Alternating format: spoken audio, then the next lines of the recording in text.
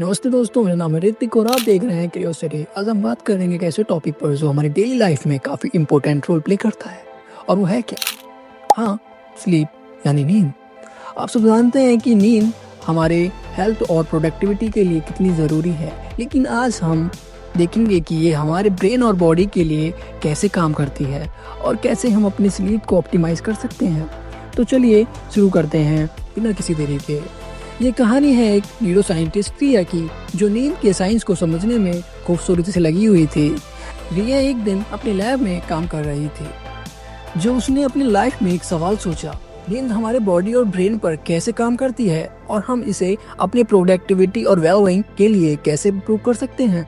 इस सवाल के जवाब को फाइंड करने के लिए रिया ने डिसाइड किया कि वो स्लीप रिसर्च की दुनिया में डीप डाइव करेगी। रिया ने अपनी रिसर्च स्टार्ट की और देखा कि जब हम सो रहे होते हैं तो हमारे ब्रेन का काफ़ी कॉम्प्लेक्स प्रोसेस होता है। नींद सिर्फ एक ब्रेक नहीं है, ये हमारे बॉडी और माइंड को रिफ्रेश करने का एक इनिशियल फेज है।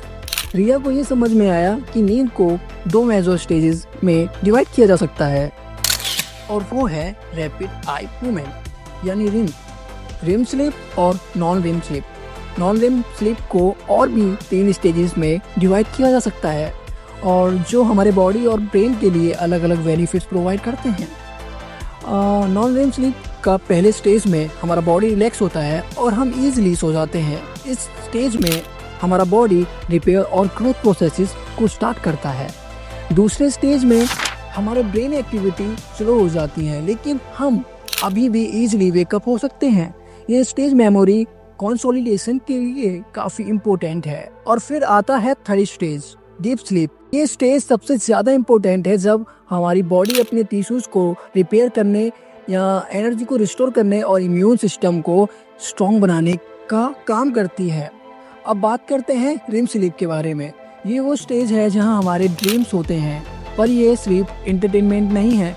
रिम स्लीप का ब्रेन फंक्शन पे भी काफ़ी इम्पैक्ट होता है। रिया ने डिस्कवर किया कि रेम स्लीप से हमारी क्रिएटिविटी और लर्निंग इम्प्रूव होती है। ये स्टेज हमारे ब्रेन को इमोशनल रेगुलेशन और डिसीजन मेकिंग में भी मदद करती है।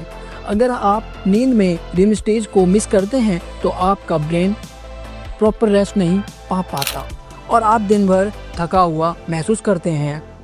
रिया ने अपने रिसर्च में ये भी देखा कि हमारे डेली हैबिट्स नींद पर काफ़ी इफेक्ट डालते हैं। अगर आप लेट नाइट तक फ़ोन या स्क्रीन देखते हैं तो ब्लू लाइट एक्सपोजर आपके स्लीप साइकिल को डिस्टर्ब कर सकता है, जो आपके रिम और डीप स्लीप स्टेजेस को अफेक्ट करता है। इसलिए एक रेगुलर स्लीप रूटीन रखना ज़रूरी है। रिया ने ये भी जाना कि कैफीन और अल्कोहल का कंजप्शन भी नींद पर नेगेटिव इम्पैक्ट डालता है, इसलिए उनको अवॉइड करना चाहिए, खासकर रात को।